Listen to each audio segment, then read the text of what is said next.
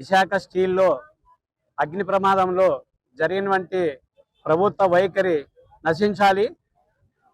అంతేకాకుండా ఆ ప్రమాదంలో మరణించేటటువంటి కార్మికులకి ₹1 చెల్లించాలని చెప్పి, నష్టపరిహారం ఇవ్వాలని చెప్పి, మరి ఆ కుటుంబంలో ఒకరికి ఉద్యోగం ఇవ్వాలని చెప్పి వైఎస్ఆర్ ట్రేడ్ యూనియన్ తరఫున డిమాండ్ చేస్తున్నాం.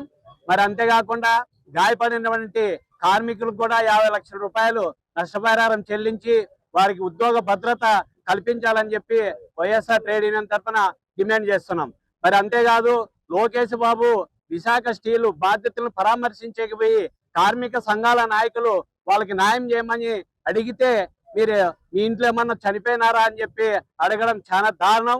మరి అంతేకాకుండా పాలిమర్ దాంట్లో విశాఖలో అదే ఎల్జీ పాలిమర్ దాంట్లో విశ్వవాయువు లీక్ అయ్యి కార్మికులు మరణించిన గంటలోనే జగన్మోహన్ రెడ్డి ముఖ్యమంత్రి ఉన్నాడు, ₹1 ప్రకటించి ఆ కుటుంబాన్ని ఆదుకోవడం జరిగింది. అంతేకాకుండా ఈ రోజు ఈ ఎన్డీఏ కూటమి అధికారంలోకి వచ్చిన తర్వాత కార్మికుల పట్ల, కార్మికుల కుటుంబాల పట్ల నిర్లక్ష్య వైఖరి విడనాడాలని చెప్పి తెలియజేస్తున్నాం. అంతేకాదు, భవిష్యత్తులో కూడా ఆ కుటుంబానికి న్యాయం చేసేంత వరకు కూడా అన్ని కార్మిక సంఘాల్లో తీవ్రమైన ఉధృతం చేస్తామని చెప్పి వైఎస్ఆర్ ట్రేడ్ యూనియన్ తరఫున డిమాండ్ చేస్తున్నాం. రోజు అసహ్యంగా మాట్లాడేటువంటి, వ్యంగ్యంగా మాట్లాడేటువంటి రాష్ట్ర విద్యాశాఖ మంత్రి లోకేష్ బాబు గారు మాట్లాడుతున్నారు. కార్మిక సంఘాల నాయకుల ప్రతినిధులు ఈ ప్రమాదంపై న్యాయ విచారణ జరిపించాలని అడిగితే మానవత్వం లేకోకుండా రక్తం రుచి మరిగినటువంటి కూటమి ప్రభుత్వ నాయకత్వం వహిస్తున్నటువంటి బాబు గారు వ్యంగ్యంగా మాట్లాడడం, మీ కుటుంబ సభ్యులు ఏమైనా చనిపోయినారా అని చెప్పేసి మాట్లాడడం చాలా దురదృష్టకరం.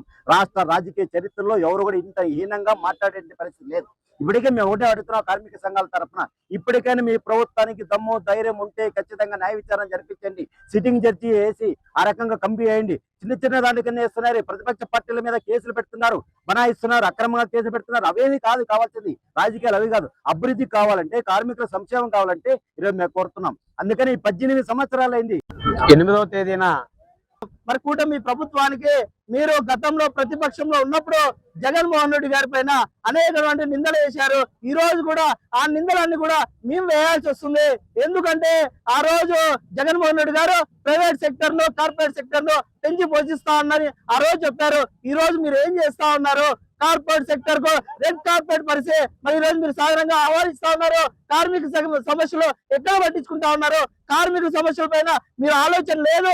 రాష్ట్ర అభివృద్ధి అనేసి కార్పొరేట్ సెక్టర్ లో పెంచి పోషిస్తున్నారే తప్ప ఎక్కడ కూడా కార్మికుల సంక్షేమము, కార్మికుల పాట మీరు ఎక్కడ కూడా ఆలోచించట్లేదు అనేసి మేము తెలియజేస్తా ఉన్నాం. అదే విధంగా ఎంతో మంది ప్రాణ త్యాగాలు, ఎన్నో పోరాటాలు ఎన్నో చేసినటువంటి ఈ రోజు విశాఖ స్టీల్ ప్లాంట్ సాధించుకుంటే ఈ రోజు ఆ స్టీల్ ప్లాంట్ ను ప్రైవేట్ కన్నా చేయడానికి మీరు పూనుకున్నారు. అది మీ అబ్బాయి జాగీర్ అనేసి కూటమి ప్రభుత్వాన్ని మేము డిమాండ్ చేస్తా ఉన్నాం. తక్షణమే విశాఖ స్టీల్ ప్లాంట్ ప్రమాదంలో మరణించిన కుటుంబాలన్నిటికీ కూడా న్యాయం చేయాలి. అన్ని విధాలుగా వారి కుటుంబాన్ని ఆదుకోవాలి. సిట్టింగ్ జడ్జితో న్యాయ విచారణ జరపాలనేసి మేము డిమాండ్ చేస్తున్నాం. లేని పక్షంలో గల్లీలో ఉద్యమం స్టార్ట్ అయింది.